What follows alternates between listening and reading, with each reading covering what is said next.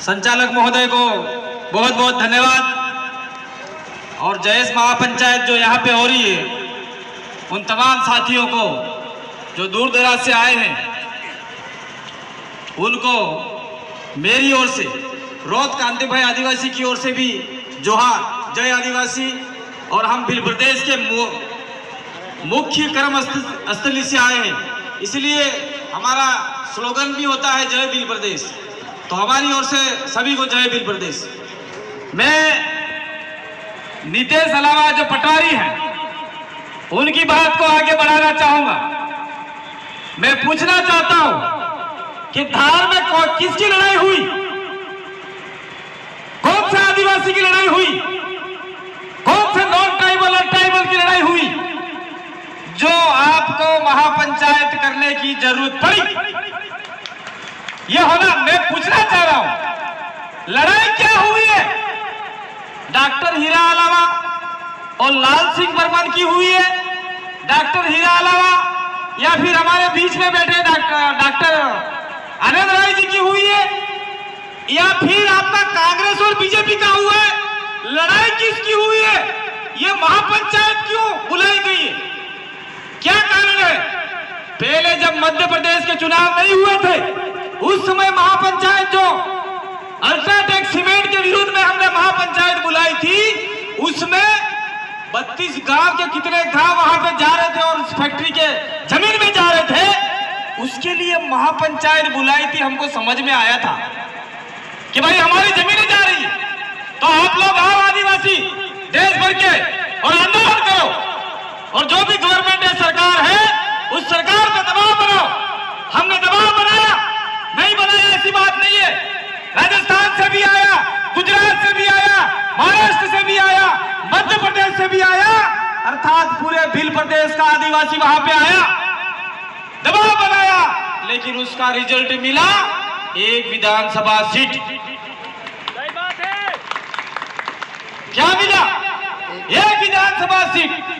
मैं किसी व्यक्ति विशेष का विरोधी नहीं हूं, और हम लोग आज यहाँ पे आए हैं तो उसका पोस्टमार्टम करके भी जाएंगे कि 2 पंचायत क्यों हो रही है, इसके पीछे कारण क्या है, कैंसर क्या है, बीमारी क्या है, उस बीमारी का पता लगाएंगे हम।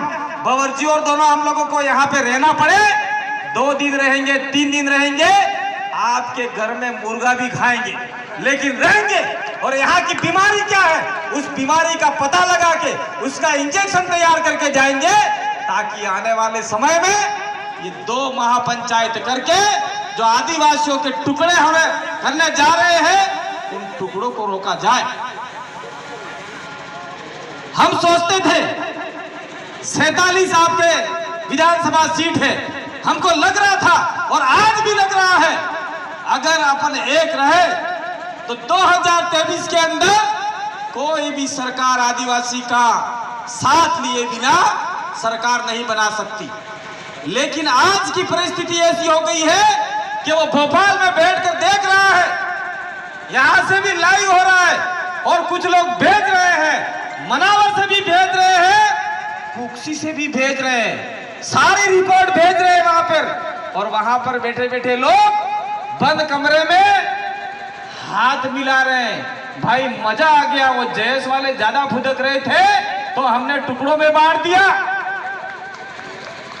हमने टुकड़ों में बांट दिया। ऐसा भोपाल से वो आदमी बैठे बैठे कह रहे हैं, और हम लोग आधे इधर आधे उधर। मैंने एक फिल्म देखी थी, सन 1975 में आई थी, लेकिन वो जब मैं बड़ा हुआ, शायद मैंने 90 के आसपास एक फिल्म देखी थी, असरानी जेलर था, और फिर वो हम अंग्रेजों के जमाने के जेलर हैं, आधे इधर जाओ आधे उधर जाओ। पीछे मुड़कर देखा, एक भी आदमी नहीं था। मुझे ये लग रहा है कि आधे इधर जाओ आधे उधर जाओ, पीछे कोई नहीं है, तो हमारे ये जो बोले भाले लोग बैठे हैं, उनका क्या होने वाला है? आधे इधर आधे उधर। हमने ये तय किया है, अब आधे उधर जाना चाहते हैं, पीछे से धक्का मारो, खड्डे में ढकेल दो, खत्म करो मामला। भाई जो यहाँ पे मूल आदमी बैठा है, उसकी लड़ाई हम लोग लड़ने के लिए आए, न कि आधे उधर के लिए आधे इधर के लिए। क्या ये क्या बीमारी पाली है? क्यों पाली ये बीमारी?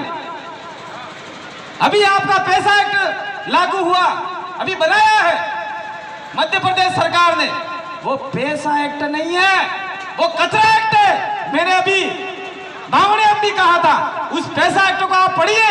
5वीं अनुसूची के मूल प्रावधानों के आधार पे पैसा एक्ट होना चाहिए था, उसके ऊपर महापंचायत होनी चाहिए थी, लड़ाई उसमें होनी चाहिए थी कि आदिवासी इलाके में कौन सा कानून लागू होना चाहिए, क्या हमारे प्रावधान हैं, कौन से हमारे विशेषाधिकार हैं, उसके लिए महापंचायत होनी चाहिए थी। लेकिन यहां तो व्यक्तिवादी महापंचायतें हो रही है, व्यक्तिवादी महापंचायतें हो रही है।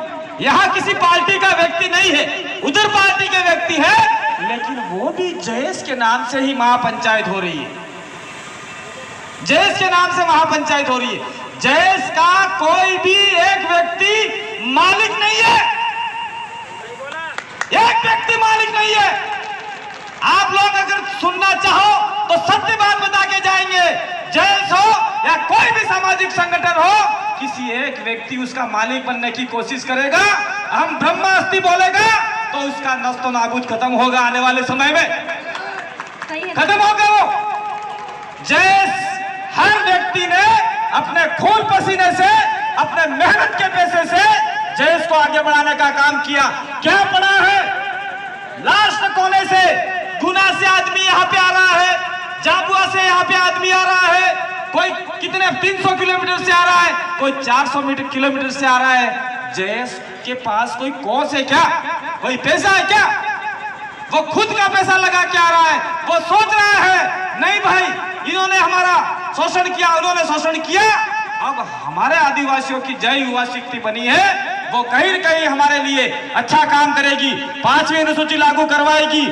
आपके बहुत सारे आदिवासी जेलों में डूसे जा रहे हैं, उनको कम करवाएगी। कमलेश्वर डोडिया जैसे, ये आपका रामदेव काकड़िया जैसे लोग, उनको जिला बतर कर दिया जा रहा है, उनका जिला बतर हम लोग रुकवाने का प्रयास करेंगे।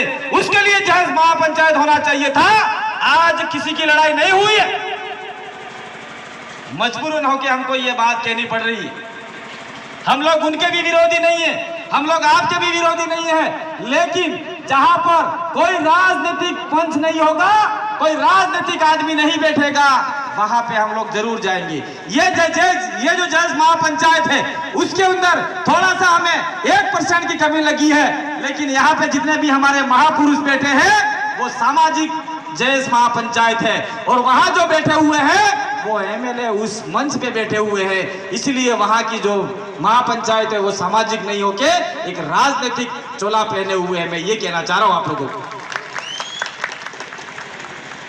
आज के बाद में अगर हम लोग कोई भी कार्यक्रम करें, मैं लाल सिंह बर्मन को भी निवेदन करना चाह रहा हूं, साहब मुझे आप गलत मत कहिएगा, आपने स्वागत के लिए सारे वहां पे बैनर लगाए, हम आपको सैल्यूट करते हैं, आपके पैसों से लगाए हम आपको सैल्यूट करते हैं। मैं किसी भी संगठन को कहना चाह रहा हूं, चाहे हमारे वहां भील प्रदेश का संगठन देख लो, हमारा आदिवासी परिवार विचारधारा देख लो, हमारा भील प्रदेश विद्यार्थी मोर्चा देख लो, मुक्ति मोर्चा देख लो, युवा मोर्चा देख लो, भील प्रदेश किसान मोर्चा देख लो, या हमारा कोई भी सामाजिक संगठन हो, पीछे के बैनर पे व्यक्ति का फोटो नहीं होता।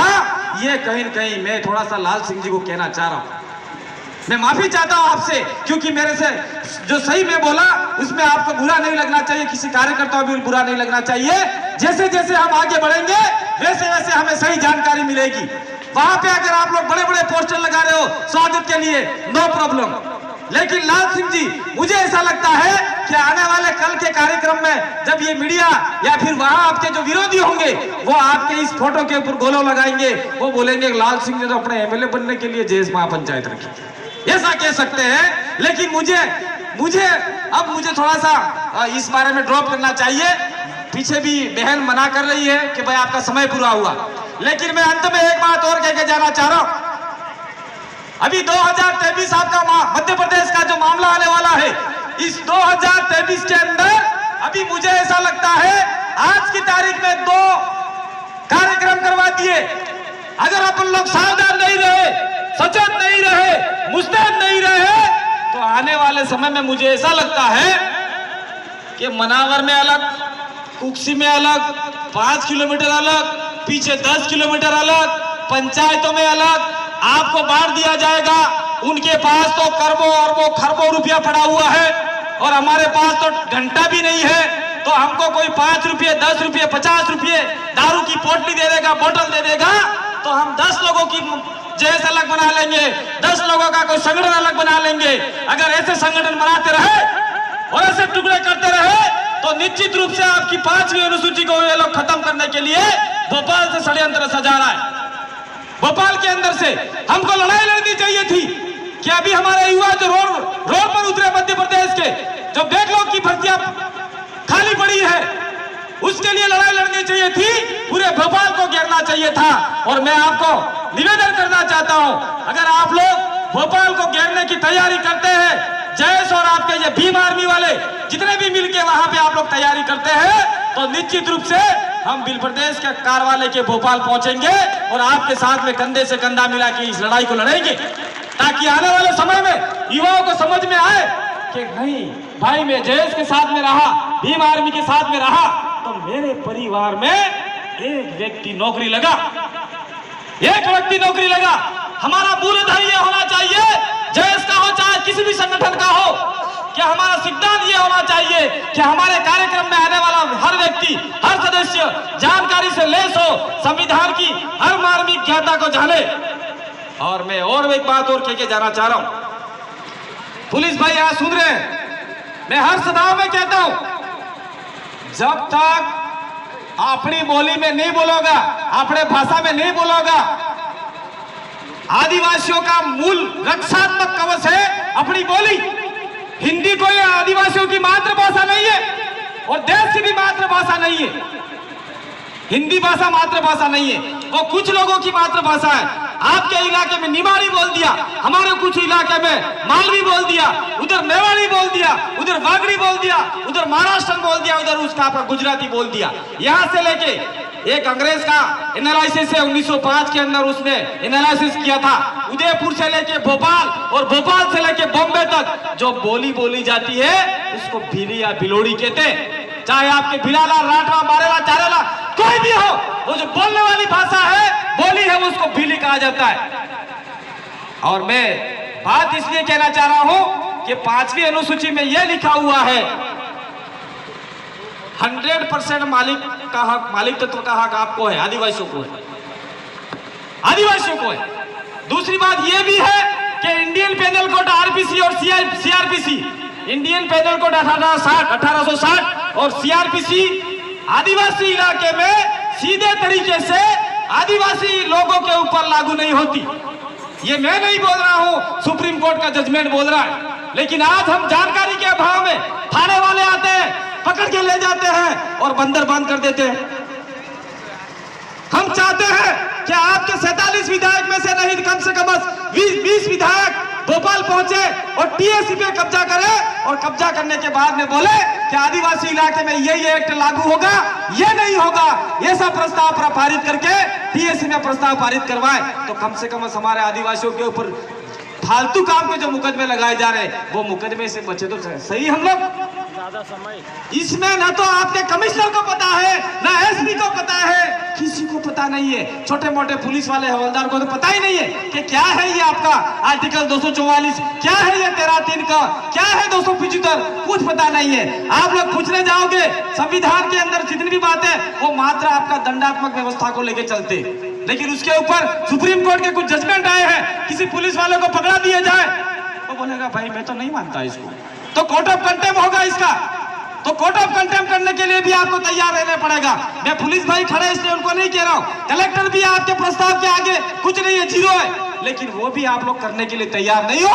और आज की तारीख में एक ताकत बना है, एक शक्ति बनी है, एक एकता बनी है, उस एकता को तोड़ने का प्रयास भोपाल से बैठे हुए लोगों का सफल होने जा रहा है। लेकिन वो प्रयास हम लोग हमारे जीते जी सफल नहीं होने देंगे और आप लोगों का साथ लेके उस प्रयासों को विफल करने का हम लोग प्रयास करेंगे। हम लोग ये काम करेंगे। उधर के लोग और इधर के लोग में कमी खामी क्या रही, क्या ऐसा हुआ, क्या प्रॉब्लम हुई, तो हम लोग उसका एनालिसिस करेंगे, पोस्टमार्टम करेंगे और ऐसे बीमारियों को दूर करने का काम हम लोग करेंगे। समय अभाव है भाई। मौर्य जी मुझे पता है हम भी 300-400 किलोमीटर दूरी से आए हुए हैं, लेकिन मैं भी किसी का समय जबरदस्ती लेना नहीं चाहता हूं। और आपने हमें यहाँ बुलाया, निमंत्रण दिया था और उधर भी फोन आया है। मैं बता दूं आपको, कुक्सी का भी फोन आया कि भाई हमारी सभा में आइए। फिर हमने बोला कि भाई हमारे को यहाँ हमारे घर तक एक निमंत्रण कागज आया है, एक लेटर आया है, उस लेटर का हम लोग सम्मान करेंगे। समय बचा तो आपके पास आएंगे और नहीं बचा तो हम लोग समझौता वार्ता करने के लिए आएंगे, ये भी बोल दिया। मैं आपको बता के जाना चाह रहा हूं, वो भी हमारा ही व्यक्ति है, वो भी आदिवासी है, कोई अलग आदमी नहीं है। लेकिन उसके साथ में उसके दिमाग में क्या हो गया है उसको भी हम लोग पढ़ना चाहेंगे अब आने वाले समय में। और उनसे अगर वो हमारी वार्ता से समझ जाए तो निश्चित रूप से आप लोग जो सपना देख रहे हो मध्य प्रदेश सरकार बनाने का या फिर सत्ता में भागीदारी निभाने का, वो सपना पूरा हो सकता है। और हम लोग ये पूरा प्रयास करेंगे आप सभी के सहयोग से। बहुत